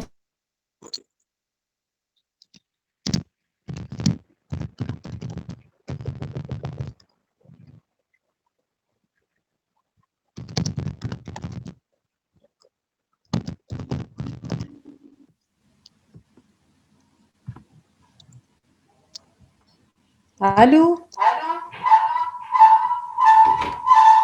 Oui, Allô? oui, Allô? Bonsoir. bonsoir. D'abord, je me présente. Je suis Hiwal Wassila de l'Algérie, l'université Abbas Soro de Khanchla. Ça fait plaisir. Donc, je veux poser une question. D'abord, je vous remercie pour votre présentation. C'était très riche et très intéressant. Merci. Je veux juste poser une question. Donc, concernant les chemins, donc une fois que vous avez eu, donc vous avez choisi, enfin, vous avez eu plusieurs chemins Oui. à partir de votre réseau de décision. Oui. Sur quelle base est-ce que les chemins, donc, c'est-à-dire, est-ce qu'il y a un chemin tapant, c'est-à-dire c'est le premier choix, deuxième choix, etc. Ou ils ont la même priorité? Non, ils n'auront pas la même priorité. Alors, je vous donne un exemple. Oui. Imaginons qu'on a deux utilisateurs. Ils sont Oui. les deux utilisateurs touchés par la même, par exemple, par la même crise, la même catastrophe. Je donne un exemple, par exemple, un jeune homme de 45 ans et une femme enceinte. Oui. Alors, ils ont la même situation, ils ont les mêmes données environnementales, ils ont les mêmes entrées. Donc, par exemple, la première décision élémentaire, c'est l'activation du GPS, bien sûr, localiser l'utilisateur et faire appel aux urgences, ainsi de suite. Alors, est-ce que le traitement ou les chemins que je vais proposer au jeune homme sera le même que la femme enceinte? Bien sûr, non. C'est pour cela que j'ai dit comme quoi on peut avoir le même départ, mais sûrement la proposition des services va être différente selon les entrées environnementales. Imaginons que je prends cette route. Mais à un instant donné, je me suis déviée vers une autre. Donc, j'ai évité, par exemple, la catastrophe. Donc, je ne vais pas garder les mêmes propositions de système. C'est l'avantage du réseau de décision. C'est-à-dire, à chaque instant, il fait l'adaptation et à chaque instant, il va vous répondre par la réponse la plus adéquate. D'accord. Merci beaucoup. Merci à vous. Alors là, j'ai une question. Peut-on considérer un service comme une décision composée? Oui, Soufiane, exactement. Alors, s'il s'agit d'un simple service, un simple service, on peut tout simplement le proposer ou le considérer comme une décision élémentaire. Sinon, s'il s'agit d'un service compliqué, donc à ce moment-là, c'est préférable de le partager sous forme de plusieurs sous-services. Et bien sûr, comme ça, on peut le gérer. Alors, je suis toujours avec le proverbe arabe Farraq Tassoud. Farraq Tassoud, c'est-à-dire si j'arrive à bien décomposer mes services, j'aurai la possibilité de bien les utiliser au lieu d'utiliser un grand service. Et bien sûr, le paramétrer selon l'état ou selon le profil de l'utilisateur et aussi selon la situation traitée. Alors, j'ai une autre question, c'est la question de M. Taufer. Est-ce que vous avez étudié la complexité de réseau de décision? Comment la complexité? J'ai pas compris. La complexité de votre réseau, c'est-à-dire lorsque par exemple, votre réseau devient un peu Très plus important. grand, Oui. Est-ce qu'il y a une complexité parce que n'importe quel modèle, il faut faire l'étude de complexité temporelle au niveau de l'alerte. Oui, exactement. Oui, on a pris en considération la complexité. Pourquoi on a pris en considération la proximité? Parce que puisque j'ai déjà présenté dans l'arbre de décision comme quoi le temps devient plus important, donc alors, j'ai pris en considération ce point pour développement de réseau de décision. Et on a bien sûr proposé plusieurs propositions.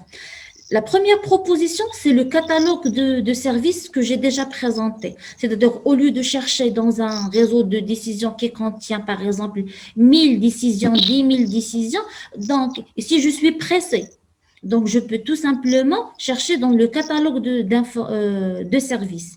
Sinon, on a proposé les décisions partielles. Si vous vous rappelez, quand j'ai présenté le réseau de décision, j'ai dit qu'en quoi je peux regrouper quelques décisions sous forme d'une décision partielle. Alors là, au lieu de chercher dans tout le décision, donc je peux chercher par exemple dans un contexte, dans une situation bien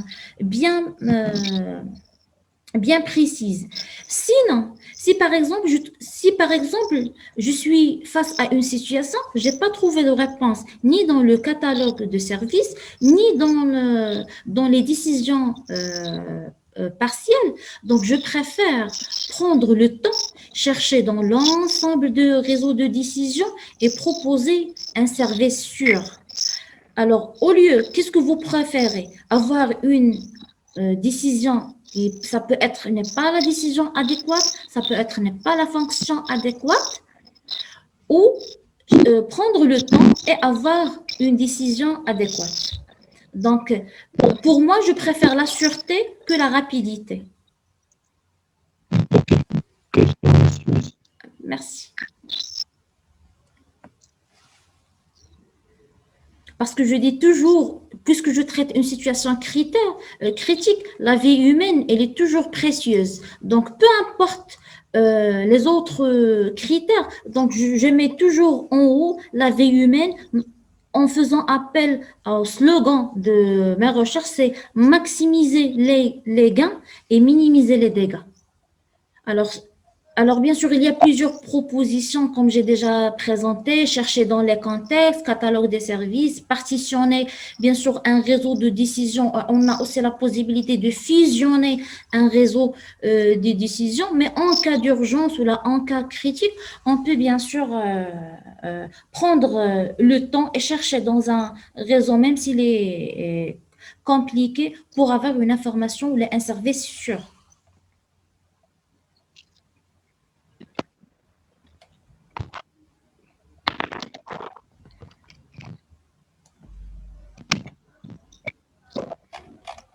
Est-ce que vous avez d'autres questions?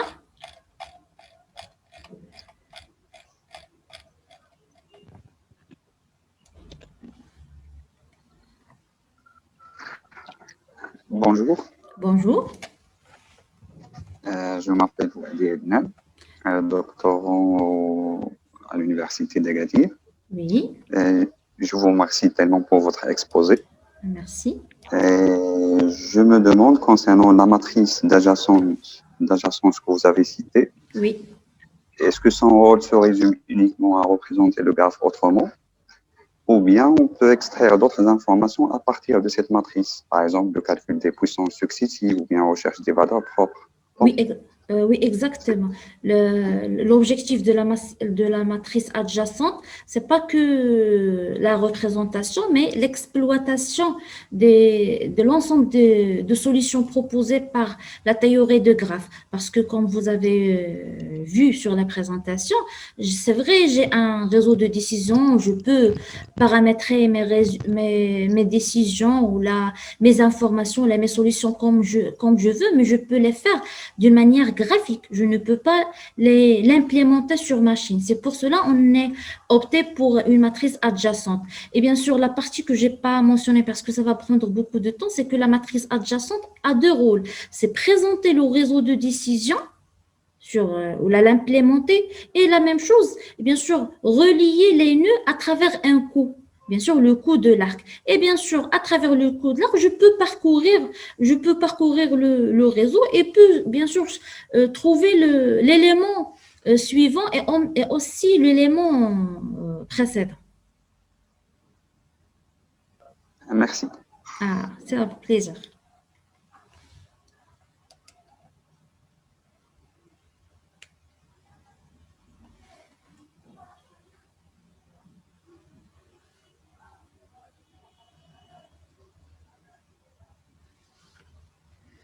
Est-ce que vous avez d'autres questions?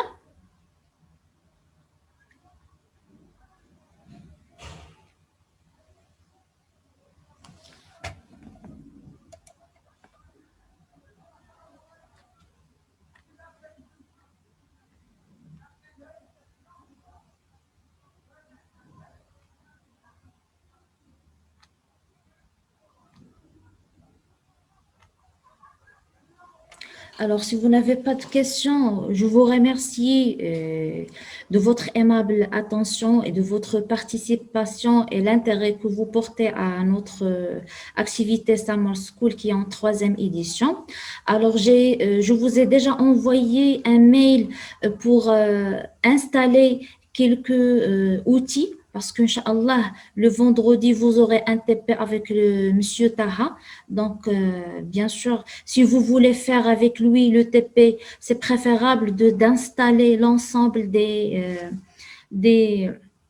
d'installations que j'ai déjà mentionnées le mail. Alors, je rappelle comme quoi, merci d'écrire exactement vos noms et vos prénoms pour qu'on puisse préparer vos attestations. Vous avez bien sûr mon mail. Si vous avez quoi que ce soit, question, une demande, vous pouvez bien sûr me contacter à n'importe quel moment. Donc, je vous dis à très bientôt et on se voit, Inch'Allah, demain avec d'autres formations. Malheureusement, oui, désolé, malheureusement, Monsieur Youssef n'a pas pu faire sa présentation parce qu'il a des entretiens de master, mais il m'a promis de nous envoyer son support de formation. Inch'Allah, à la fin, on va vous envoyer toutes les présentations et tous les supports. Et bien sûr, si vous voulez avoir un contact avec des personnes qui ont présenté la formation, on n'aura pas de problème. Merci Ahmed. Merci Monsieur Tawfiq, merci à vous. C'est un énorme plaisir de présenter nos travaux de recherche et faire les échanges parce qu'à travers les présentations et à travers les échanges, les questions, on arrive quand même à améliorer nos travaux. Merci à vous.